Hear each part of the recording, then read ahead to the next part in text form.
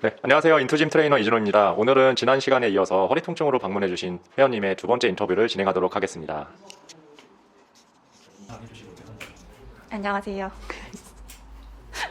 뭐 해야 돼요? 제가 먼저 질문 주세요. 그게 낫다.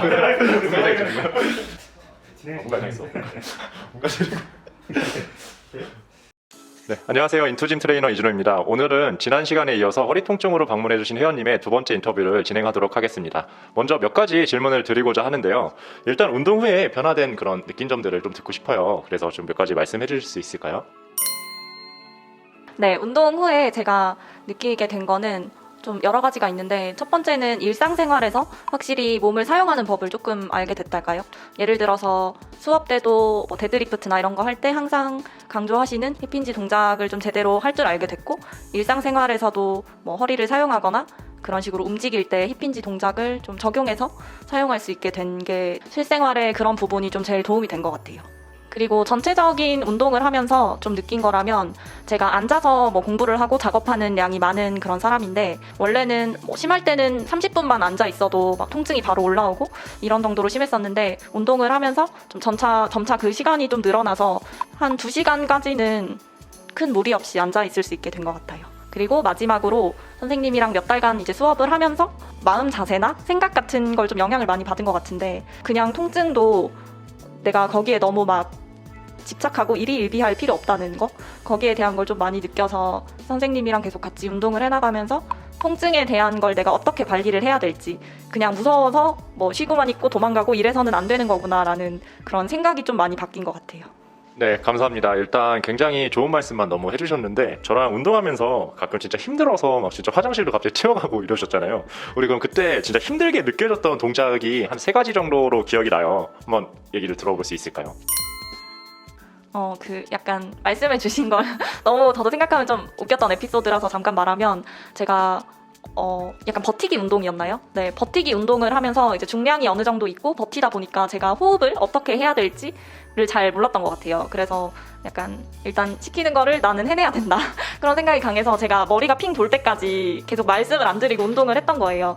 그래서 그때 막 갑자기 호흡 곤란오고 이래서 중간에 막 사탕 먹고 화장실에 숨 쉬러 뛰어나가고 이랬던 기억이 있는데, 제가 가장 어려움을 느꼈던 부분들은, 첫 번째는 아무래도 디스크 때문에 바닥에 누워서 하거나, 뭔가 허리가 눌린다는 느낌이 나거나 바닥에 구부려야 하거나 이런 자세에 대한 좀 두려움이 일단 있었던 것 같아요. 그래서 매트 위에서 누워서 하거나 이런 맨몸 운동에 대한 두려움이 일단 있었고, 더하기 제가 어깨를 사용하는 방법에 대해서 전혀 무지했던 것 같아서, 뭐라 하죠 이거 갑자기 사이드 브릿지나 뭐 사이드 플랭크 이런 걸 할 때 어깨가 너무 아팠고 제대로 지지하는 방법을 전혀 몰라서 운동이 끝나고 나면 뭔가 제대로 근육을 사용했다는 느낌이 아니라 승모근이 너무 아프거나 어깨 쪽이 너무 아프거나 그런 일이 몇 번 있었어요. 또 하나는 광배근, 등 운동을 하는 걸 있어서 좀 흔히 말해서 나 오늘 등 조졌다 약간 이렇게 표현을 하는데, 운동을 하는데 저는 항상 상체 운동을 하면 약간 조져지는 건 나였다 이런 느낌이었거든요. 네, 그래서 근육을 조진 게 아니라 내가 조져졌다 항상 이런 느낌이었는데, 그래서 역시 광배 운동이나 등 운동을 할 때도 항상 어깨나 목에 전체적인 불편감이 너무 심했었던 거, 처음에는 그게 있었고, 네, 마지막으로 짐볼로 국자접기 운동 그런 걸 했었는데 그게 너무 힘들었던 것 같아요. 뭔가 되게 불편한 것도 있었고, 그리고 짐볼 위에 내가 떠서 뭔가를 해야 된다는 그런 공포감도 심했었고, 그렇게 3가지가 좀 기억에 남아요. 네, 말씀 감사합니다. 일단은 지금 얘기해 주신 걸 종합해보면, 우리가 한 다리 지지 상태에서의 그런 운동들을 했을 때 좀 힘든 감을 느꼈고, 그 다음에 우리가 등 운동을 했을 때 우리가 광배근에 대한 사용을 좀 어려워했기 때문에 좀 이렇게 목이라든가 이런 팔 후면부 아니면 전완에 대한 이런 힘을 좀 받으셨을 거예요. 그리고 3번째로 말씀해 주신 건 이제 짐볼 위에서 이제 내 몸통을 안정화시켜 놓은 상태에서 이렇게 팔을 움직여 줌으로써 이렇게 버텨주는 동작 중에 하나인데, 이 3가지를 그럼 지금 이제 저랑 운동을 계속 진행해 오면서 그런 변화된 거는 조금 어떠신지, 우리가 광배근을 쓰는 방법이라든가 아니면 내가 한 다리 지지를 했을 때 몸통에 먼저 힘을 주고 그다음에 엉덩이 근육을 쓰고 그다음에 팔을 움직였을 때 버텨주는 그런 느낌들이 좋아지셨는지, 혹은 스티어업을 했을 때 전에는 뭐 이런 허리라든가 이런 데 부하가 걸렸으면 지금 이제 원하고자 하는 복부나 혹은 어깨 후면부에 대한 그런 힘이 잘 들어오는지에 대해서 조금 궁금하네요. 먼저 어깨나 승모근 사용하는 거에 대해서 좀 말씀드리면, 등 운동을 할 때 항상 조져지는 게 나였다고 얘기를 했었는데, 그때 저보고 당기는 아, 운동이었나 뭐라 그러죠? 케이블로 네, 당겨오는. 케이블로 당겨오는 운동을 그때 케이블로 당겨오는 운동을 제가 처음 했을 때가 기억나는데 처음으로 약간 광배근을 쓴다는 게 이런 느낌이구나를 알았던 그 순간이 기억이 나요. 그래서 그만큼 이제는 등 운동을 할 때 어깨를 낮추고 승모를 낮추고 등을 겨드랑이부터 이렇게 등을 사용한다는 느낌을 좀 확실하게 알게 된 것 같고, 그리고 뭐 제가 다른 운동을 할 때 허리에 조금 과부하가 오거나 항상 이랬었는데 힙이랑 복부를 제대로 사용하는 그런 느낌을 이제는 확실히 알게 된 것 같아요. 그리고 제가 또 좋았던 게 뭔가 보통 운동을 하면 복부에 힘주세요 이렇게 말은 하지만 제가 그거를 하는지는 사실 선생님이 완벽하게 검증해 줄 수가 없잖아요. 근데 이제 트레이너 선생님은 항상 제가 좀 느낄 수 있게 만들어줬다 해야 되나?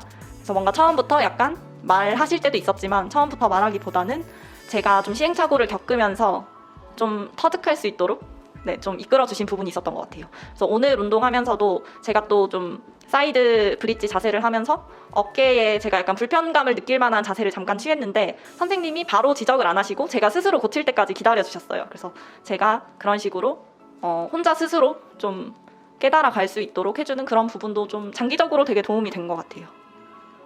그리고 또 아무래도 제가 허리를 좀 계속 사용하는 거에 대한 그런 두려움이랑 운동할 때 복부에 제대로 힘을 안 줘서 허리가 아픈 그런 경우들이 좀 초반에 계속 있었는데 그런 부분을 제가 좀 더 느끼게 하기 위해서 복압에 대한 좀 그런 부분도 많이 알려주셨고 코어 벨트나 이런 그런 보조기구라고 하나요?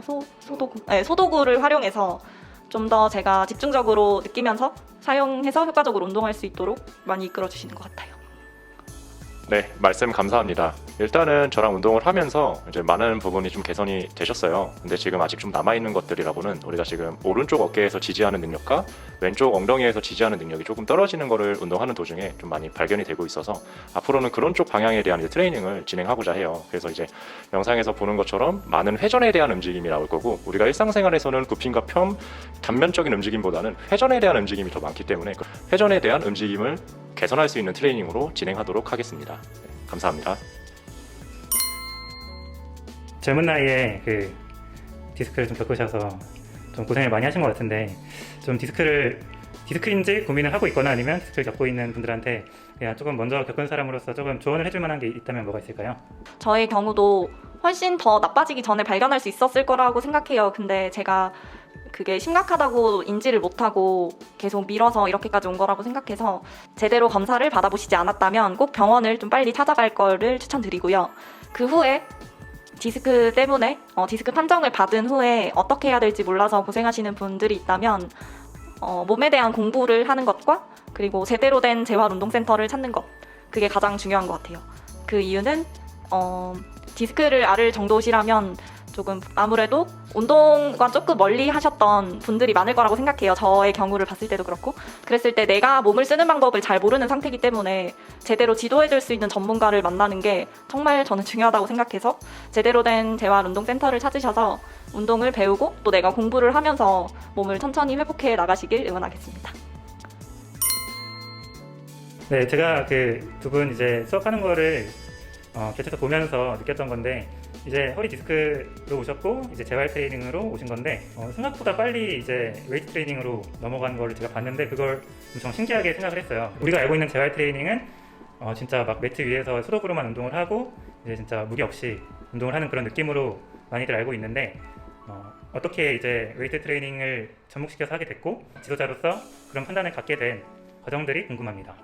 네, 많은 분들이 우리 재활 운동이라고 해서 이제 뭐 바닥이라든가 혹은 뭐 소도구 아니면 본인의 이제 바디웨이트라고 하는 맨몸 운동을 많이 생각하고 계세요. 근데 우리가 지금 일상생활에서 통증을 느낀다는 건 그 일상생활에서의 부하가 내 몸이 가지고 있는 부하 양보다 더 높기 때문에 통증이 발생한다고 생각할 수가 있습니다. 근데 그렇다면 우리가 맨몸 운동에 대한 부하를 통해서 운동을 계속 하게 된다면 일상생활에서의 그런 받는 부하를 버틸 수 없는 몸이 이제 됨으로써 그러니까 초반에 근육에 대한 사용도를 이제 사용하는 방법을 조금 더 인지를 시키고 그 뒤로는 조금 더 무게를 추가한 그런 점진적 과부하의 형태로 넘어가야 된다고 저는 생각을 항상 하고 있기 때문에 그러니까 처음에 맨몸 운동을 통해서 그러한 동작들이 나온다면 추가적으로 이제 웨이트라고 하는 그런 무게를 통해서 일상생활보다 더 많은 부하를 받을 수 있도록 훈련을 시키는 게 제 훈련 방향성의 목표입니다. 그래서 그 회원님 같은 경우는 그런 부분에 있어서 좀 잘 따라오고 진행 과정도 좀 그 순조로운 편이었나요? 네, 회원님 같은 경우는 처음에 아주 몸을 못 쓰는 편은 아니셨어요. 근데 이제 다만 그런 움직임에 대한 그런 불안감이 좀 있고, 그로 인해서 이제 그런 해당 동작을 할 때 긴장을 느껴서 그 긴장 또한 통증으로 많이 느끼셨거든요. 근데 우리가 예를 들어서 운전을 이제 오랜만에 하거나 혹은 운전을 처음 하는 분, 이제 도로에 처음 나오시는 분들은 운전할 때 과도하게 긴장을 하는 경우가 있거든요. 우리가 긴장을 하는 이유는 처음 하는 동작들은 대부분 이제 긴장을 많이 느끼세요. 근데 우리가 자전거를 처음 배우거나 혹은 운전을 처음 했을 때 긴장을 느끼다가 그 뒤로는 이제 뭐 운전을 하면서 간단히 뭐 휴대폰을 보시는 분들도 있고 안에서 뭐 화장까지 하시는 분들이 있을 정도로 그걸 이제 숙련도가 올라감에 따라서 나타나는 변화라고 생각을 하시면 되는데요. 그러니까 우리가 처음 하는 동작은 무조건 힘든데 긴장까지 되니까 내가 잘못하고 있지 않을까, 이런 불안감으로 인해서 웨이트 트레이닝 자체를 많이 불안해 하시거든요. 근데 그런 게 쌓이고 쌓이다 보면 자연스러운 움직임 패턴으로 나타나게 되고, 그 움직임 패턴이 일상생활까지 이제 연결이 됨으로써 이제 재활의 완성이 돼가고 있다고 생각을 하고 있어요. 근데 그런 면에서 우리 회원님께서는 운동 중에도 그런 움직임들을 수행해가고 일상생활에서도 그걸 이게 유지하셨다는 것 자체가 되게 훌륭하게 생각하고 있습니다.